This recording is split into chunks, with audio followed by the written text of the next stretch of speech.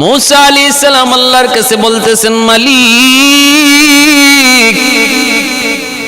এই জমিনে বর্তমান দুনিয়ার সবচেয়ে বড় নাফরমান কে একটু দেখাইবানি। আল্লাহ বলতেছেন, মূসা তিন রাস্তার মুখে যায় দাঁড়াও। দাঁড়াইলেন, দেখেন একটা মানুষ কুলের মধ্যে বাচ্চা নিয়া জঙ্গলের দিকে পাহাড়ের দিকে রওনা দেয়। দেখেই চলে আসলেন, চিনে ফেললেন এই লোকটা হলো বর্তমান জমানার সবচেয়ে বড় নাফরমান। বিকাল বেলা আল্লাহর পয়গম্বর জানতে চান, মালিক নাফরমান তো দেখলাম, দুনিয়ার সবচেয়ে বড় ওলি কে একটু দেখাইবানি। আল্লাহ বলেন, যেখানে সকালে দাঁড়াইছো ওই জায়গায় যে দাঁড়াও। বিকাল বেলা তিনি ওখানে যেয়ে দাঁড়ালেন, দেখেন পাহাড় থেকে ওই লোকটাই আবার বাচ্চা খুলে নিয়ে ফিরতেছে। মূসা নবী কয়, মালিক কিছুই তো বুঝি নাই, সকালবেলা যেই মানুষটা ছিল সবচেয়ে বড় নাফরমান, সবচেয়ে বড় গুনাহগার, বিকালবেলা কেমন করে সে সবচেয়ে বড় ওলি হয়ে গেল। আল্লাহ আমি তো কিছুই বুঝলাম না, তোমার কুদরত বোঝা বড় দায়, বোঝা বড় মুশকিল। আল্লাহ কি হয়েছে একটু বলবানি। এবার আল্লাহ বলতেছেন, মূসা তাহলে শোনো, আমার বান্দা বাচ্চারে কোলে নিয়ে জঙ্গলের দিকে রওনা দিছে তওবার নিয়তে। বসতি সাইরা, মানুষের এলাকা সাইরা নির্জন নির্জন জঙ্গলে পাহাড়ের দিকে রওনা দেয়। ছোট্ট বাচ্চাটা বাবার কোলে ডাক দেয়া কয়, আব্বু এত বড় বিশাল পাহাড়, এর চেয়ে বড় কিছু আছে নাকি আব্বু? এর চেয়ে বড় কিছু আছে নাকি? বাবা কয়, এর চেয়ে বড় হলো আসমান। আব্বু এর চেয়ে বড় কিছু আছে নাকি? বলে আছে বাবা, এর চেয়ে বড় হলো তোমার বাবার গুনাহ, তোমার বাবার গুনাহ। সন্তান এইবার কয়, আব্বু তোমার গুনাহ বুঝি এত বড়, তোমার গুনাহ বুঝি এত বড়, গুনার চেয়েও বড় কিছু আছে নাকি? তখনই বাবা কান্না শুরু করে দিছে। কান্না শুরু করে কয়, বাজান রে, তোমার বাবার গুনাহ যত বড় হোক না কেন, এই গুনার চেয়েও আমার আল্লাহর রহমত আরো বড়, আরো বড়। আমি আল্লাহর কাছে আল্লাহর রহমতের আশা করে হাত দুইটা উপরে উঠে কাঁদবো, আর তুমি আমিন আমিন বলবা। ও মূসা, আমার বান্দা যখন গুনার কথা স্বীকার করে আমি আল্লাহর কাছে কান্না শুরু করে দেয়, কুলের শিশুটা তখন বাবার চোখের পানি দেখা হাওমাও করে কান্দে আর বাবার সাথে আমিন আমিন কয়। তার বাচ্চাটা আমিন কইতে দেরি হয়েছে, আমি আল্লাহ তার নাম গুনাহগারের খাতা থেকে কাইটা জগতের শুধু ওলি না, সমস্ত ওলিদের সরদার বানাইতে দেরি করি নাই। मैं तालिब मौला हूँ मेरे इश्क़ निराला, मैं तालिब मौला हूँ मेरे इश्क़ निराला, है जुमला जहाँ जिनकी तजल्ली से उजाला, है जुमला जहाँ जिनके तजल्ली से उजाला। मा दर्द जहाँ गैर खुदा यार नदारम, जुज़ियात खुदा ही चे दिगर कार नदारम, जुज़ियात खुदा ही चे दिगर कार नदारम। ভাইরা আমার জন্য বলতেছিলাম, আই হিজাবে কিবরিয়া তো क्या ना कर सकता, আমার আল্লাহ কি না করতে পারে, কি না করতে পারে। আবু আব্দুল্লাহ আন্দলুসি এত বড় বুজুর্গ, এত বড় ওলি, একটা কথা শুধু খ্রিস্টান সুন্দরী যুবতী মেয়েটারে দেইকা বলছে, এত সুন্দরী মেয়েটা জাহান্নামে জ্বলবে। আল্লাহ পাকের কাছে কথাটা নারাজ, আল্লাহর কাছে কথাটা খারাপ লাগলো, মালিক নারাজ হয়ে গেলেন। আল্লাহ বলতেছে, নারী আবু আব্দুল্লাহ কথাটা তুমি ভালো বলো নাই, কারণ জান্নাত জাহান্নামের মালিক আমি আল্লাহ, আমি তারে জাহান্নামে দিব না, তারে জান্নাতি বানাবো, সেটা আমি আল্লাহ জানি, তুমি তো জানো না, কেন তুমি এমন কথা বললে? এজন্যই তার উপর ইমানি পরীক্ষা শুরু হয়ে গেল। আবু আব্দুল্লাহ আন্দুলুসি কিছু দূর গেলেন, যাওয়া মাত্রই দেখা গেল হঠাৎ করে চেঞ্জ হয়ে গেলেন। সমস্ত মুরিদানকে ডাক দিয়ে বলতেছেন, যাও তোমরা যার যার মতো করে বাড়ি চলে যাও, তোমাদের সাথে আমার কোনো সম্পর্ক নাই, আমি তোমাদেরকে চিনি না, তোমরা আমার পাশ থেকে সরে যাও। মুরিদান গলিবারা কই, হুজুর আপনি কোন কি? বলে, হো যা বলেছি করো, তাড়াতাড়ি করে সরো, তোমাদেরকে আমি চিনি না, আমার সাথে তোমাদের কোনো সম্পর্ক নাই, কোনো সম্পর্ক নাই। আবু আব্দুল্লাহ আন্দুলুসি তিনি পরবর্তীতে তিনি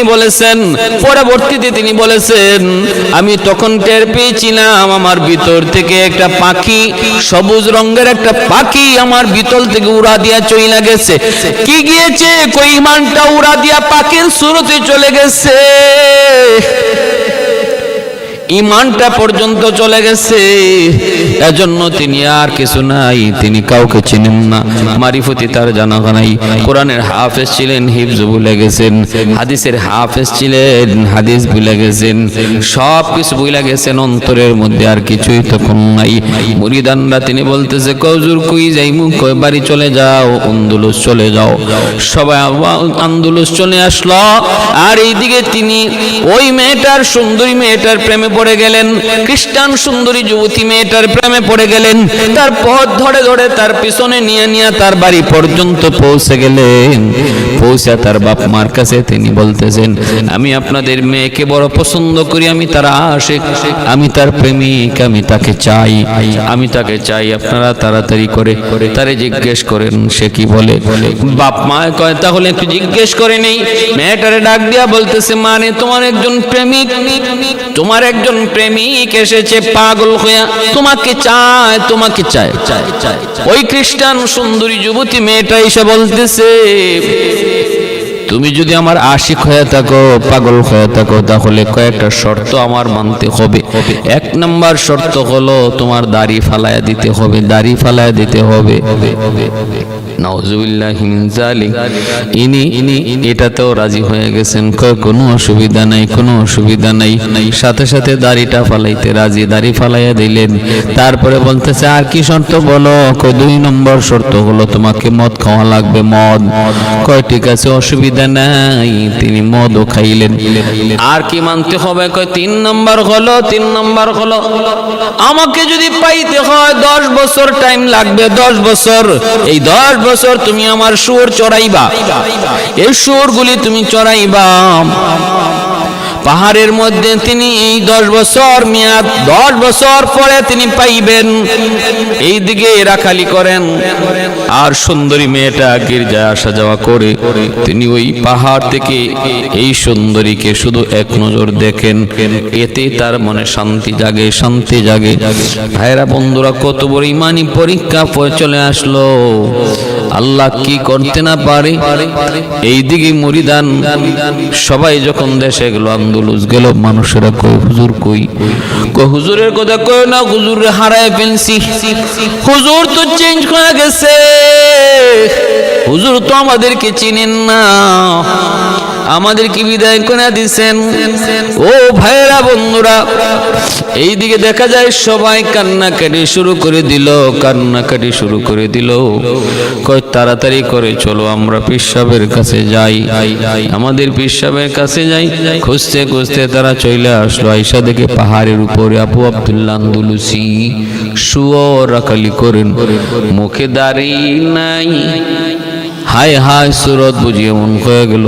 মুরিদান নিচ থেকে ডাক দিয়া, হুজুর আপনি একটু নামিন, নামিন, আমাদেরকে আপনি কোরআন শোনান, হাদিস শোনান, আমাদেরকে আপনি মারিফতের বয়ান শোনান।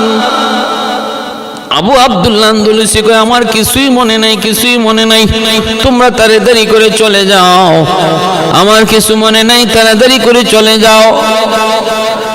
এইদিকে মুরিদান যারা, তারাও তো বহুত বড় বুজুর্গ, বহুত বড় আল্লাহওয়ালা, সবাই তখন ওযু করে 2 রাকাত নামাজ পড়লো আর বলল, আমরা আল্লাহর কাছে চাও।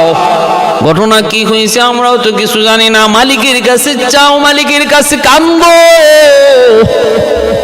পাহাড়ের নিচে মুরিদান 2 রাকাত নামাজ পড়ে এমন কান্না শুরু করেছে মালিকের দরবারে। আমার আল্লাহ সব সইতে পারে, কিন্তু যখন আল্লাহর সব সামনে আল্লাহর কুদরতি নজরে চোখের পানি জড়ায় বান্দায় ডাক দেয়, এই চোখের পানিটা আল্লাহ সইতে পারে না। গুনাহগার যত বড় গুনাহগার হোক না কেন রে বান্দা, যদি চোখের পানিটা জড়ায় তুমি আল্লাহরে আল্লাহ কয়ে ডাক দিতে পারো, একবার যদি আল্লাহকে গল্লা কয়ে ডাক দিতে পারো, 70 বছরের গুনাহগার মূর্তির সামনে বসে বসে শুধু ইয়া সনমু ইয়া সনমু ইয়া সনমু করছে, একদিন জবান দিয়া কয়া সমাদু, সাথে সাথে আল্লাহ জবাব দিয়া দিছে। এজন্য চোখের পানি জিরো থেকে হিরো বানায় দেয়। লাইসা শাইউন আহাব্বু ইলাল্লাহি মিন কাতরাতাইন, কাতরাতু দুমুইন মিন খাশিয়াতিল্লাহ ওয়া কাতরাতু দামিন ইহরাকু ফি সাবিলিল্লাহ। আল্লাহর নবী বলেন, দুইটা ফুটা আল্লাহর কাছে বড় দামি, বড় দামি। একটা ফুটা হলো রক্তের ফুটা, যেটা আল্লাহর রাস্তায় জিহাদ করে মুজাহিদের রক্তের ফুটা। আরেকটা ফুটা হলো চোখের পানির ফুটা, চোখের পানির ফুটা। এটা আল্লাহর কাছে বড় দামি, বড় দামি। এর যুবক ও আল্লাহর বান্দি ও আল্লাহর বান্দা, বিপদে পড়েছো, হতাশ হও না, নিরাশ হও না, কারো কাছে যাওয়া লাগবে না। সমস্যায় পড়ে গেছো, কারো কাছে যাওয়া লাগবে না, তদবিরও করা লাগবে না। গভীর রাতে ওইটা চোখের পানিটা যায় নামাজে ফালাইতে পারো কিনা দেখো, গভীর রাতে ওইটা চোখের পানিটা ঝরাইতে পারো কিনা দেখো। কারণ শেষ রাত আল্লাহ পাকের খাস দরবার খুলে যায়, আমার আল্লাহর খাস দরবার খুলে যায়। ওই সময় চোখের পানিটা ফেলে আল্লাহর কাছে চাইতে পারো কিনা দেখো। এমন কোনো সমস্যা নাই যা আল্লাহ পাক সমাধান করতে পারে না। আবু আব্দুল্লাহ আন্দলুসির অবস্থা দেখা মুরিদান কান্না শুরু করে দিল, চোখের পানি ঝরায় একদম বন্যা করে ফেলতেছে। আল্লাহ পাক রব্বুল আলামিনের দয়ার সাগরে ঢেউ খেলে উঠল। রব্বুল আলামিন সাথে সাথে মুরিদানদের কথায় আল্লাহ খুশি হইয়া তাদের চোখের পানির দিকে তাকাইয়া আল্লাহ পাক রব্বুল আলামিন পীর সাহেবের অন্তরের মধ্যে আবার আল্লাহ পাক ঈমানের নূর আল্লাহ আবার দান করলেন। যেই মাত্র ঈমানের নূরটা তার অন্তরের ভিতরে ঢুকলো, সাথে সাথে তিনি দ্রুত বেগে নিচে নেমে আসলেন। আয়েশা বলতেছেন, বাবারা তাড়াতাড়ি করে আমারে তোমরা তওবা করাও, আমি তো সব ভুল পথে চলছিলাম, আমি তো ভ্রান্ত হয়ে গেছিলাম, আমি তো হালাক হয়ে গেছিলাম, আমাকে তোমরা তওবা করাও। কান্না আর কান্না, এইবার উস্তাদও কান্নে, ছাত্ররাও কান্দে। ভাইরা বন্ধুরা, আবু আব্দুল্লাহ আন্দলুসি মুরিদানকে সাথে নিয়ে এবার তিনি আন্দোলস চলে আসলেন। রে ভাই, এইদিকে মেয়েটা যখন গির্জা আসলে দেখে তার প্রেমিক নাই, খোঁজ খবর নিতে চাইলো, জানতে পারলো তার প্রেমিক তো চলে গেছে আন্দোলস। এইবার মেয়েটা পড়ে গেছে ওনার প্রেমে, মেয়েটা পড়ে গেছে ওনার প্রেমে। কয় আমিও যাব। বাপ মার কাছে যায়, কয় মা আমার প্রেমিক তো চলে গেছে আন্দোলস, আমিও তার সন্ধানে আন্দোলস চলে যাব। মা গো, হয়তো আসবো না, আর হয়তো আশা হবে না, আমি তার পাগল হয়ে গেছি। এইবার মেয়েটা, যুবতী মেয়েটা, সে আন্দোলন চলে আসলো। খানকার ভিতরে ঢুকতে চায়, কেউ তারে ঢুকতে দেয় না। মানুষজনকে বয় আমারে ঢুকতে দাও, মানুষজন কেউ ঢুকতে দেয় না। কয় পীর সাহেবের কাছে তুমি কেমন করে যাবে? কোনো নারী যাওয়ার কোনো অনুমতি নাই। আল্লাহর ওলির কাছে সংবাদ পাঠানো হলো। আল্লাহর ওলি বলেন, যা বলো আমার দেখা করার টাইম নাই, আমি পারবো না, তারে আমি চিনি না, যে বলো। এটা ছিল আমার ভ্রান্ত জীবনের একটা ঘটনা, এটা আমার জীবনের অ্যাক্সিডেন্ট, আমার জীবনের অ্যাক্সিডেন্ট। আমি সেই অ্যাক্সিডেন্টের কথা আর ইয়াদ রাখতে চাই না। ওই সুন্দরী নারী খবর পাঠিয়ে দিল, যে বলো আমি কালেমা পড়ে মুসলমান হয়েছি, আর যতক্ষণ পর্যন্ত আমি উনাকে না পাবো আমি খানকা ছেড়ে আর কোথাও যাব না।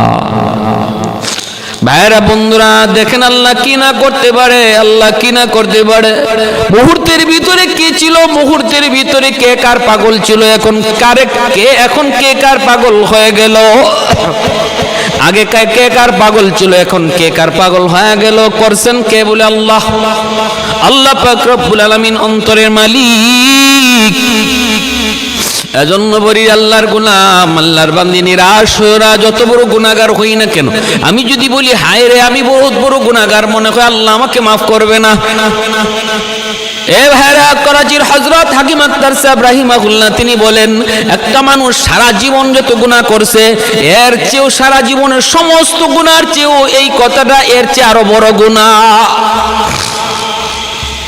আল্লাহ আমাকে মনে হয় মাফ করবে না, যত বড় গুনাহগার আমি। এই কথাটা কোয়া আল্লাহর সাথে বিয়াদবি। কারণ একজন, আমার গুনাহ যত বেশি হোক না কেন, আমার গুনাহ যত বেশি হোক না কেন, সাগরের পানি, নদীর পানি, শহরের সমস্ত ময়লা নদীতে পড়ে, এক ঢেউয়ে সব ময়লা পাক বানায় দেয়। আল্লাহ রহমতের দরিয়া এর চেয়ে হাজার গুণ বড়, হাজার গুণ বড়। তাম পৃথিবীর সমস্ত মানুষের গুনাহ যদি রহমতের সাগরে পড়ে, আল্লাহর রহমতের একটা ঢেউ বাড়ি দিয়া সবগুলা নাপাকরে পাক বানায় দিবে। কারণ আল্লাহর রহমতের সাগর আর দরিয়া হাজার হাজার গুণ বড়। দুনিয়ার তুচ্ছ থেকে ছোট্ট, ছোট্ট থেকে ছোট্ট একটা নদী যদি এতটা ক্ষমতা রাখে, আল্লাহর রহমতের সাগরে কতটা শক্তি আর কতটা ক্ষমতা রয়েছে। শরাব পান করার জন্য যাইতেছেন এই বিশির হাফি রহমতুল্লাহ, হঠাৎ করে দেখতে পেলেন রাস্তার মধ্যে একটা কাগজ। কাগজটা তিনি উঠে দেখেন, কাগজে বিসমিল্লাহির রহমানির রহিম লেখা। বিসমিল্লাহির রহমানির রহিম এই নামটা, এই বিসমিল্লাহটা লেখা। সাথে সাথে বিশির হাফি করেছেন কি, কাগজটারে মুইসা পরিষ্কার কইরা যত্ন কইরা নিরাপদ জায়গার মধ্যে রেখে দিলেন, যাতে মানুষের কোনো পা না লাগে, কাগজের যেন কোনো বেইজ্জতি না হয়, এজন্য তিনি নিরাপদ জায়গায় রেখে দিলেন। এতটুকুই শুধু করছেন, এতটুকুই শুধু করছেন, চলে গেলেন শরাবখানায়, যায় শরাব পান করে বিভোর। ওই জমানার ওলিকে আল্লাহ পাক অন্তরের ভিতরে ইলহাম করে দেয়, তাড়াতাড়ি করে যাও শরাবখানায় যায়, দেখো আমার একজন ওলি যার নাম বিশির হাফি, তার ওখান থেকে উঠে আনো। দেখবা সে শরাব খায় একদম বিভোর হয়ে রইছে, পাগল হয়ে রইছে, মাতাল হয়ে রইছে। তার যা ডাক দেয়া বলো, আজ থেকে তার ঠিকানা ওই শরাবখানা নয়, আজ থেকে তার নাম গুনাহগারের তালিকায় নয়, ওলির তালিকায়। শুধু ওলি নয়, ওলিদের সরদার আল্লাহর তৎকালীন ওলি জিজ্ঞেস করুন, মালিক কেমন করে, কিভাবে শরাবখোর কেমন করে ওলি হয়? আল্লাহ পাক রব্বুল আলামিন কয়, বিসমিল্লাহির রহমানির রহিম, আমি আল্লাহর ইসমে আজমের নাম, আমি আল্লাহর ইসমে আজম আল্লাহ। আবার ওই আল্লাহ নামের সাথে আমার দুইটা রহমান আর রহিম, আমার যতগুলি সিফাতি নাম রয়েছে এর মধ্যে অত্যন্ত পাওয়ারফুল দুইটা নাম, রহমান আর রহিম। রহমান আল্লাহ পাকের এত বড় দয়া আর মায়ার গুণ, যেই গুণের দ্বারা আল্লাহ দুনিয়াতে সমস্ত মানুষকেও আল্লাহ পাক খাওয়ায়, ইমানদাররাও খাওয়ায়, বেঈমানরাও খাওয়ায়। রহমান নামের গুণে আল্লাহ পাক ইমানদাররাও খাওয়ায়, বেঈমানরাও খাওয়ায়। রহমান নামের গুণে আল্লাহ মুসলমানরা খাওয়ায়, কাফিররাও খাওয়ায়। রহমান নামের গুণে আল্লাহ পাক মুসলমানরা খাওয়ায়, খ্রিস্টানরাও খাওয়ায়। রহমান নামের গুণে আল্লাহ পাক রব্বুল আলামিন আল্লাহ তার বন্ধুরাও খাওয়ায়, দুশমনরাও খাওয়ায়। ইমানদার মুমিনকে আল্লাহ পাক যেমন দুনিয়াতে শ্বাস প্রশ্বাস নেওয়ার সুযোগ দেয়, আল্লাহ তার দুশমনকেও দুনিয়াতে শ্বাস প্রশ্বাস নেওয়ার সুযোগ দেয়, শুধু রহমান নামের খাতিরে। কারণ রহমান এত বড় দয়া, এত বড় দয়ালু মালিককে বোঝায়, যিনি শুধু বন্ধুরে দয়া করে তা না, দুশমনরাও যিনি দয়া করে। আর রহিম হলো আল্লাহ পাকের এমন এক সিফাতি নাম, যেই দয়া আর মায়াটা শুধু পরকালে তার বন্ধুর জন্য খাস, বন্ধুদের জন্য খাস। রহিম নামের গুণে আল্লাহ পাক পরকালের ময়দানে মুমিনকে আল্লাহ জান্নাত দেয়, আর রহিম নামের কারণে আল্লাহ বেঈমানরে জাহান্নামে দেয়, বেঈমানরে জাহান্নামে দেয়। দুশমনরা আল্লাহ জাহান্নামের আগুনে জ্বালায়, এটা রহিম নামের খাতিরে, রহিম নামের কারণে। এজন্য ভাইরা বন্ধুরা বলতেছিলাম, আল্লাহ পাক কয় ওই বিশির সে তো আমার নামের ইজ্জত করেছে, সম্মান করেছে। ওই বিসমিল্লাহর ভিতরে তো আমি আল্লাহর নাম, আবার রহমান রহিম রহিম নামটা, আমি আল্লাহর ইসমে আজমের নাম, আল্লাহ নামের ভিতরে রহমানও আছে, আল্লাহ নামের ভিতরে রহিম আছে, আল্লাহ নামের ভিতরে রাজ্জাক আছে, আল্লাহ নামের ভিতরে আমি আল্লাহর খালিক নাম আছে, মালিক নাম আছে। সবগুলি নাম আমার ইসমে আজম আল্লাহ নামের ভিতরে আছে। অতএব রহমান রহিম আলাদা বলা লাগে না। তারপরও আমি আল্লাহ রহমান আর রহিম নাম বিসমিল্লাহর ভিতরে আলাদাভাবে উল্লেখ করলাম, শুধু এতটুকু বোঝানোর জন্য বান্দা কখনো তুমি নিরাশ হইও না, কখনো তুমি নিরাশ হইও না। যত বড় গুনাহগার হও না কেন, আমি আল্লাহর গুসার চেয়ে আমার রহমত প্রাধান্য পায়, আমি আল্লাহর গুসার চেয়ে আমার রহম প্রাধান্য পায়। আমার গুসা পিছনে থাকে, আমার রহমতের দয়ার সামনে থাকে। সুবহানাল্লাহ। আমার রহমতের দয়া সামনে থাকে, গুসা পিছনে থাকে। গুসা কখনো আমার রহম আর মায়ার আগে যাইতে পারে না। সাবাকাত রাহমাতি আলা গাদাবি, আল্লাহ পাক রব্বুল আলামিন হাদিসে কুদসিতে আল্লাহ বলেন, আমার রহমত গজবের উপরে সর্বদা প্রাধান্য পায়। ভাইরা বন্ধুরা, এজন্যই তো যেই পরিমাণ গুনাহ জমিনে মানুষ করে, আল্লাহ পাকের গজব প্রতিটা মুহূর্তেই গজব আসে মানুষকে ধ্বংস করার জন্য। গুনাহ গজবটাই না আনে, গুনাহ গজবটাই না আনে, কিন্তু যখনই গজব আসতে চায় তখনই রহমত গজব আর বান্দার মাঝখানে চলে আয়। রহমত গজব আর বান্দার মাঝখানে চলে আয়, আর গজব পায় না। ভাইরা বন্ধুরা, নতুবা যেই হারে গুনাহ হয় এই হারে কিন্তু গজব আসে না। মাঝে মাঝে আল্লাহ পাক কিছু আযাব গজব দেয়, নতুবা যেই পরিমাণ গুনাহ হয় এই পরিমাণে গজব আসে না। আসার কথা আসে না কেন? আল্লাহর রহমত আগে বেড়ে যায়, আল্লাহর রহমত আগে বেড়ে যায়। ভাইরা বন্ধুরা, জন্য বিশির হাফিকি যে বলো, আল্লাহর ওলি ডাক দিয়ে কয়, রে বিশির আয়, আজ থেকে আর ওই শরাবখানায় তোমার ঠিকানা নয়, আজ থেকে তোমার পরিচয় গুনাহগার নয়, তোমার পরিচয় হলো ওলি। শুধু ওলি নয়, দুনিয়ার সকল ওলিদের ওলি। কেমনে হলো? কয় শুধু আল্লাহর আল্লাহর কালামের একখান আয়াতের ইজ্জত সম্মান করার খাতিরে, আল্লাহ পাকের ইসমে আজমের জাতি নাম, আল্লাহর সিফাতি নাম, এর প্রতি সম্মান ইজ্জত দেখানোর খাতিরে এগুলারে তুমি আল্লাহ নামে পাক করছো। আল্লাহ তোমার পুরো কল্পটারে পাক বানায় দিছে, পাক বানায় দিছে। আল্লাহ নামটারে তুমি পরিষ্কার করছো, আল্লাহ তোমার দেহটারে পরিষ্কার বানায় দিছে। क्या ना कर सकता है, क्या ना कर सकता है।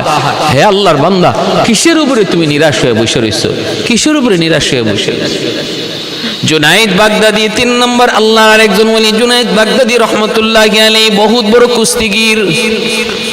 বাগদাদে এত বড় কুস্তিগীর আর কেউ নাই, উনার সাথে কেউ পারে না, এত বড় কুস্তিগীর। অসংখ্য অগণিত পুরস্কার বা জুনাইদ ঘরের ভিতরে জমা করেছে। 1 নম্বর পুরস্কার, কেউ ওনার সামনে কুস্তিতে টিকতে পারে না। চতুর্দিকে ওনার কুস্তির সুনাম, উনি বহুত বড় পাহলওয়ান। এই হলো জুনাইদ বাগদাদির প্রথম জীবনের পরিচয়। প্রথম জীবনের পরিচয় হলো তিনি বহুত বড় কুস্তিগীর। আল্লাহর ওলি কি জিনিস উনি জানেও না, বুঝেও না। উলায়াত কাকে বলে জানে না। কেমনে তিনি এত বড় ওলি হলেন? ভাইরা বন্ধুরা, রাজ দরবারে একবার আয়োজন করা হলো কুস্তির। ওই আয়োজনের মধ্যে অনেক জায়গা থেকে অনেকজন আসলো। রাষ্ট্রীয় পুরস্কার দেওয়া হবে যে জিতবে, স্বর্ণ পদক দেওয়া হবে যে জিতবে। জুনাইদ বাগদাদির সাথে কে লড়বে? কেউ তো সাহস করে না। একজন করে আয়, হেরে যায়। জুনাইদ বাগদাদির সাথে কেউ টিকতে পারে না। এক পর্যায়ে জুনাইদ বাগদাদি তিনি ওই স্বর্ণ পদকটা নিয়ে যাবেন। ওই মুহূর্তে একজন ভিক্ষুক, দুর্বল অসহায় একজন মানুষ ডাক দেয়া কই, জাহাপনা আমাকে একটু সুযোগ দেন, আমি জুনাইদ বাগদাদির সাথে লড়াই করব, আমি তার সাথে কুস্তি করব, আমি তার সাথে একটু খেলব। মানুষজন সব হাঁ করে রইল।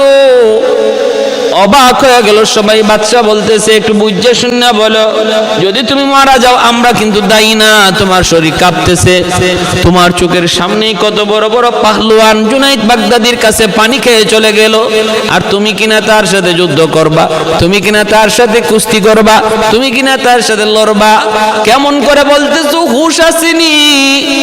ওই বৃদ্ধ মানুষটা তখন বলতেছে, যা নাও, 100 হুঁশ আছে, আমাকে একটু সুযোগ দেওয়া লাগবে, কারণ আপনার আইন এই কথা বলে না যে কোনো বৃদ্ধ মানুষ এই প্রতিযোগিতায় আসতে পারবে না, এমন কথা কিন্তু নাই। বলে হ্যাঁ, কথা ঠিক, ওপেন রাখা হয়েছে, সবার জন্য আম করে দেওয়া হয়েছে।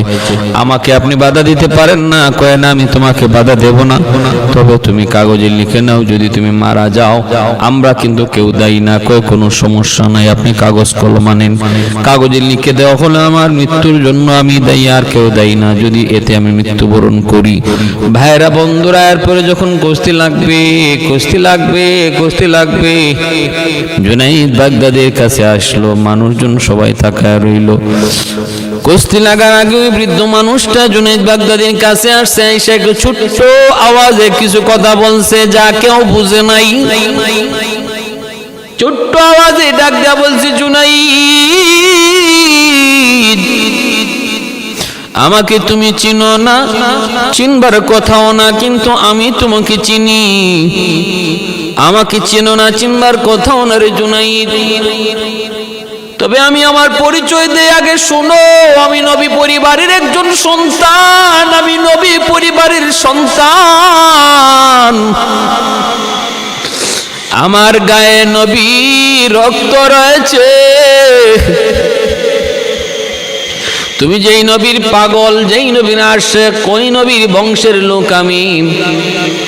জুনাইদ, আমার পরিবারে আমার বিবি বাচ্চা আজকে 3 দিন যাবত উপবাস, ঘরে কোনো খানা নাই, আমি খানার কোনো ব্যবস্থা করতে পারি নাই রে জুনাইদ।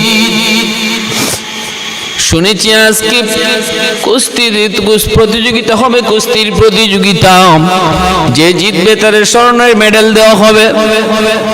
আজ যদি আমি এই কুস্তিতে জিতে যাই তাহলে স্বর্ণ পদকটা আমি পেয়ে যাব, আর আমার ঘরে খাওয়ানোর ব্যবস্থা হবে। ছোট ছোট বাচ্চাগুলি এখনো চিৎকার করে কাঁদতেছে ক্ষুধার যন্ত্রণায়। আসার সময় দুটা বাচ্চা আমার পা জড়ায়া ধরছে আর বলছে, বাবা আর পারি না, বাবা আর পারি না, আর সইতে পারি না, ক্ষুধার যন্ত্রণা সইতে পারি না। এ জুনাইদ, নবী পরিবারের দিকে খেয়াল কইরা একটু, একটা নবী পরিবারের কয়েকজন মানুষের মুখে একটু হাসি ফোটানোর জন্য তুমি কি তোমার জীবনের সমস্ত অর্জন বিসর্জন দিতে পারবা? নবীর খাতিরে তুমি কি পারবারে জুনাইদ? তোমার জীবনের অর্জন, তোমার জীবনের গৌরব, তোমার জীবনের কামাই সবকিছু আজকে কি তুমি কুরবানি দিতে পারবা নবীর জন্য?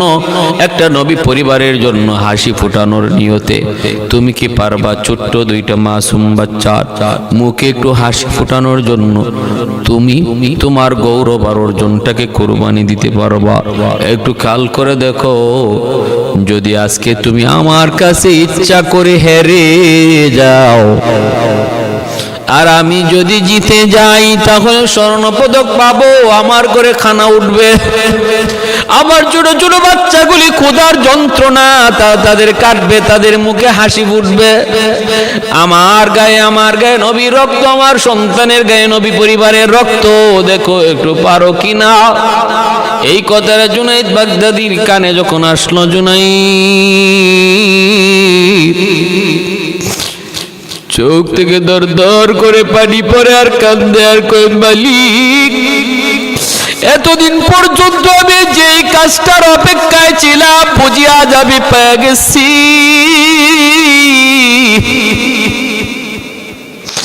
এতদিন পর্যন্ত আমি দিলের ভিতরে যা আশা করে রাখছিলাম বুঝি আমার আশা পূরণ হতে যায় গো মালিক। আমার আশা বুঝি পূরণ হতে যায়। জুনাইদ চোখের পানিটা মুছে আর বলতেছে, তুমি কোনো টেনশন করো না, যেভাবে চাইছো এইভাবেই হবে, তুমি যেভাবে চাইছো এইভাবেই হবে। ভাইরা বন্ধুরা, জুনাইদ বাগদাদি ওই বৃদ্ধ মানুষটার কাছে যাইয়া নিজের শক্তি দেখায়, কিন্তু বাস্তবে দেখায় যা ভিতরে করে না তা। বাহির থেকে মানুষজন দেখতেছে জুনাইদ দেখাইতেছে শক্তি, কিন্তু কিছু পারে না। বৃদ্ধ মানুষটারে ফালাইতে পারে না। কিন্তু জুনাইদ বাগদাদির যখন বৃদ্ধ মানুষটা একটা ঘুষি দেয়, উনি ধপাস করে মাটিতে পইরা যায়। ভাইরা বন্ধুরা, মানুষজন সবাই আসলো, বাদশা সহ সবাই আসলো। ওই বৃদ্ধ মানুষটাকে তারা হাত উঁচু করে দিয়ে পুরস্কারটা দিয়ে দিল, বিজয়ী বানিয়ে দিল। ওই দিন আমার আল্লাহ স্বপ্ন যুগে জুনাইদ বাগদাদি স্বপ্নে দেখেন মরুর দুলাল রহমতের নবী, মায়ার নবী তার ঘরে হাজির হয়ে গেছেন। হাজির হয়ে আল্লাহর নবী নিজে দেখা দিয়া বলতেছেন, রে জুনাইদ, আজ থেকে তোমার পরিচয় কুস্তিগিরি না, আজ থেকে তোমার পরিচয় হলো তুমি জগতের ওলি। শুধু তুমি ওলি না, অলিদের ওলি। আজকে তুমি আমার পরিবারের, আমি নবী পরিবারের একটা ছোট্ট দুইটা মাসুম বাচ্চা। আমি নবী পরিবারের কিছু মানুষের মুখে হাসি ফোটানোর জন্য তুমি তোমার জীবনের সব গৌরব কোরবানি দিয়া আমি নবীরে তুমি খুশি করে নিছো, রে জুনাইদ। আল্লাহ তোমার উপর খুশি হইয়া তোমার জগতের অলিদের সরদার আল্লাহ বানাই দিছে, অলিদের সরদার বানাই দিছে। আমার বাইরে এরপর থেকে জুনাইদ বাগদাদি এতটা বিনয়ী, এতটা নম্র হয়ে গেছেন। কখনো তিনি কথা বুঝাইতেন না যে তিনি বহুত বড় কিছু হয়ে গেছেন। এজন্যই তো জুনাইদ বাগদাদি তিনি স্বপ্ন যুগে একদিন দেখতে পেলেন একজন মানুষ জাহান্নামী চেহারার জুনাইদ বাগদাদির সামনে আইসা কাঁদতেছে। তিনি বলতেছেন, কে গো তুমি, কি তোমার পরিচয়? লোকটা বলতেছে, হুজুর, আমি আপনার গ্রামেরই একজন মানুষ। আজ অনেক দিন হয় আমার মৃত্যু হয়েছে, গুনার কারণে কবরের ভিতরে আমি আযাব ভুগতেছি। আযাব কঠিন থেকে কঠিন আযাবের মধ্যে আমি আছি। কিন্তু হুজুর জানেননি, আমার দুনিয়াতে কোনো আওলাদ নাই, আছে শুধু একটা মেয়ে। আমার ওই মেয়েটা আজও পর্যন্ত আমার জন্য আল্লাহর কাছে কিছু চায় নাই, দান সদকা করে নাই, আমার কথা একবারের জন্য ইয়াদ করে নাই। এ আল্লাহর গোলাম, সন্তান রে দিন শিখায় যাও, নতুবা তোমার সন্তান মৃত্যুর পর তোমার কথা ইয়াদ করবে না, তোমার নাম নিবে না। হাত উঠে আল্লাহর কাছে বলবে না, মালিক আমার আব্বারে মাফ করে দাও, আল্লাহ আমার আম্মারে মাফ করে দাও, এমন কথা বলবে না। যদি দিন না শিখাও, যদি তুমি তারে কোরআন না শিখাও, কলেজে পড়াও, কিন্তু শিশুকালে তারে মাদ্রাসায় পড়াও, ডাক্তার বানাও, কিন্তু শিশুকালে মাদ্রাসায় পড়াও। রে আল্লাহর গোলাম, 5টা বছর নুরানি মাদ্রাসায় পড়া নেও, তাহলে ছেলেটা কলেজে গেল, ডাক্তার হলো, ইঞ্জিনিয়ার হলো, সে নামাজি হবে, দিনদার হবে। মার কথা বাবার কথা ইয়াদ করে দোয়া করবে, রব্বির হামহুমা কামা রব্বায়ানি সগীরা। আল্লাহ আমার আব্বারে মাফ করো, আল্লাহ আমার আম্মারে মাফ করো। 5টা বছর নুরানি মাদ্রাসায় পড়াইলে তোমার ছেলে ইয়াসিন মুখস্থ করবে, সূরা ওয়াকিয়া মুখস্থ করবে, জানাজার নামাজ পড়ানো শিখবে, বাবার জানাজা পড়াইতে পারবে, মার জানাজা পড়াইতে পারবে, সহিহ শুদ্ধ করে কোরআন তিলাওয়াত শিখবে। এ বাপ মার জিম্মাদারি আদায় করবে। আর যদি শিশুকালে তারে দিন না শিখাও, যত বড় ডাক্তার হোক, যত বড় ইঞ্জিনিয়ার হোক, বাপ মার জন্য ইয়াদ করবে না, বাপ মার কথা ইয়াদ করবে না, বরং ঝামেলা মনে করে বৃদ্ধাশ্রমে দিয়ে দিবে। আজও পর্যন্ত কোনো বৃদ্ধাশ্রমে আলেম, হাফেজ, মুফতি সাহেবের বাপ মা পাওয়া যায় না। পাওয়া গেলে গেছে বড় বড় ইঞ্জিনিয়ার, বড় বড় ডাক্তার, বড় বড় প্রফেসরের বাপ মা। মানলে মানেন, না মানলে নাই, খোঁজ নিয়ে দেখেন। এক মা তো সন্তানের কাছে চিঠি লিখছিল বৃদ্ধাশ্রমে বইয়া, বাবা আমার জীবনে পরিণতির জন্য আমি নিজে দায়ী, তোমারে আমি মাদ্রাসায় পড়াই নাই, তোমারে মাদ্রাসায় পড়াই নাই, এজন্য আমি নিজেই দায়ী আজ আমার এই পরিণতির জন্য। যদি মাদ্রাসায় পড়াইতাম, আলেম হইতা, তাহলে আমি মাকে আজ বৃদ্ধাশ্রমে থাকতে হতো না। কারণ হলো আমি আজ 3 মাস 6 মাস হয়ে যায় বৃদ্ধাশ্রমে। আমি ডাক্তারের মা বাপ মা দেখেছি, এই বৃদ্ধাশ্রমে ইঞ্জিনিয়ারের বাপ মা দেখেছি, এই বৃদ্ধাশ্রমে শিল্পপতির বাপ মা দেখেছি, কিন্তু আমি কোনো আলেমের বাপ মাকে বৃদ্ধাশ্রমে দেখি নাই। এজন্য বাবা আমার পরিণতির জন্য আমি দায়ী। তোমাকে একটা উপদেশ দেই, তুমিও যেন আমার মতোই পরিণতি ভোগ করতে না হয়। তোমার সন্তানটারে অন্তত মাদ্রাসায় পড়ায়ও, তোমার সন্তানটারে অন্তত হাফেজে কোরআন বানায়ও, তোমার সন্তানটারে অন্তত কোরআন শিখায়ও। যদি না করে আমাদের মতো ভুল করো, তাহলে লিখে রাখো কপালে, তাই লিখে রাখো আমাদের যা হচ্ছে তোমার ঠিকানাও শেষ বয়সে বৃদ্ধাশ্রম হবে। প্যারে হাজিরিন, এজন্য বলি জুনাইদ বাগদাদি স্বপ্নে দেখতেছেন লোকটা কান্দে আর বলতেছে, হুজুর আমার একটা মেয়ে আছে, আমার এই মেয়েটা আজও পর্যন্ত আমার জন্য আল্লাহর কাছে কোনো দোয়া করে নেই। যদি একটু আপনি তারে বলতেন, আমার আল্লাহ জানাইছেন সে যদি আমার জন্য দোয়া করে, আল্লাহ পাক আমার কবরের আযাব মাফ করে দিবে। কারণ বাপ মার জন্য সন্তানের দোয়া যেমন কবুল, সন্তানের জন্য বাপ মার দোয়া তেমন কবুল। মনে রাখবেন, মা বাবা যদি সন্তানের জন্য দোয়া করে কবুল, সন্তানও যদি বাপ মার জন্য দোয়া করে এই দোয়াও আল্লাহর কাছে কবুল। এজন্য সন্তান জানাজার নামাজ পড়াবে, এটা আল্লাহর কাছে আগে কবুল হবে। সন্তান বাপ মার জন্য দোয়া করবে, আল্লাহর কাছে আগে কবুল হবে। আর আলেম ওলামা আইনা বাপ মার জন্য দোয়া করাই বা করাও ভালো কথা, কিন্তু মনে রাখো নিজের দোয়া আল্লাহর কাছে আগে কবুল হয়। আল্লাহ আমার আব্বারে মাফ করো, আল্লাহ আমার আম্মারে মাফ করো, আমার আব্বারে সুস্থ করে দাও, খতমে শিফা পড়াইবা। কিন্তু আজকে বড় দুঃখ, অনেক সন্তান আছে এমন আলেম ওলামা আইনা বাপ মার জন্য খতমে শিফা পড়ায়, কিন্তু নিজে বয় না, নিজে দোয়া পড়ে না, নিজে দোয়া শরীক হইতে চায় না। টাকা দিয়েই মনে করে বাপ মার জন্য দোয়া করায় নিতেছে। যত টাকাই দাও, যত পয়সাই দাও, অন্য মানুষ তোমার মার জন্য বাবার জন্য চোখের পানি ঝরে কাঁদবে না রে যুবক। তুমি যদি মার জন্য হাত উঠাও, বাবার জন্য হাত উঠাও, এখানে টাকা পয়সা লাগে না, দিল থেকে তোমার কান্না বের হয়ে আসবে, যেই কান্নাটা আমার আল্লাহ পর্যন্ত পৌঁছে যাবে। এজন্য বলি আল্লাহ পাক রব্বুল আলামিন বলে জানাইছে, হুজুর আমার মেয়েটার একটু বইলেন। ঘুম থেকে ওঠার পর জুনাইদ বাগদাদি তিনি ওই মেয়েটার সন্ধানে চললেন। মানুষকে জিজ্ঞেস করেন, মানুষেরা কয় হুজুর মেয়েটার চরিত্র খারাপ, ওর কাছে আপনি কেন যাবেন? তিনি বললেন, বলো কোথায় গেলে পাবো? কয় নদীর ঘাটে নিচে গেলেন। মেয়েটাকে পাইলেন, মেয়ে কয় ও মৌলবি তুমি আবার কি চাও? জুনাইদ বাগদাদি বুঝে গেলেন, মানুষেরা রিপোর্ট দিল মেয়েটার চরিত্র খারাপ, দুষ্ট খারাপ। আল্লাহর ওলি বলেন, মারে আমি কোনো উদ্দেশ্য নিয়ে আসি নাই, একটা খবর নিয়ে এসেছি। বলে কার খবর? খবর হলো তোমার বাবার। আমার বাবার আবার কিসের খবর? বাবা তো বহু আগেই মারা গেছে, কবরে চইলা গেছে, বাবার কিসের খবর? আল্লাহর ওলি বলতেছে, তোমার ওই মৃত বাবার খবর স্বপ্ন যুগে আমি আজ দেখেছি।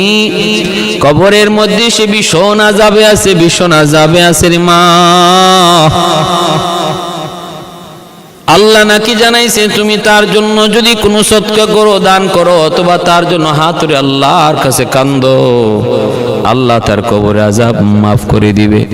এই সংবাদটা আমার কাছে দিয়েছে, আমি যেন তোমারে বুঝায় কই, তোমারে যেন সংবাদটা পৌঁছায় দেই। মারি বাবারে বাঁচানোর জন্য একটু আল্লাহর কাছে হাত উঠাও, আল্লাহর কাছে হাত উঠাও, একটু কান্না করো। গুনাহ করতে করতে মেয়েটার দিল শক্ত হয়েছে, দিল শক্ত হয়ে গেছে। এজন্য মৃত বাবার খবর শোনার পরেও দিল নরম হয় না। নবী বলেন, গুনাহ করতে করতে মানুষের দিল দাগ পরে পরে শক্ত হয়ে যায়, পাথরের মতো শক্ত হয়ে যায়। তখন আর চোখ দিয়ে পানি আসে না। জান্নাতের কথা, জাহান্নামের কথা, বাপ মার কথা, মৃত মানুষের কথা, নবীর কথা শোনার পরও কিছু মানুষ দেখবেন হাঁ করে তাকায় রইছে, শুনতেছে কিন্তু অন্তরে নরম হয় না, চোখ দিয়ে পানি আসে না। আলামতটা বেশি ভালো না রে ভাই, আলামতটা ভালো না। এই সমস্ত দিল, কঠিন দিলগুলা নরম করার জন্য আল্লাহ জাহান্নামের আগুন বানায় রাখছে। যে আগুনের ভিতরে ফালানোর পর জান্নাত জাহান্নামের সবগুলি দরজা জানালা আল্লাহ বন্ধ করে দিবে। ডেগের ভিতরে দেখবেন গোশত দেওয়ার পর ডেগের ডেকচি, ডেগের ঢাকনা লাগায় দেয় কেন? তাড়াতাড়ি সিদ্ধ হওয়ার জন্য, সিদ্ধ হওয়ার জন্য, সিদ্ধ হওয়ার জন্য।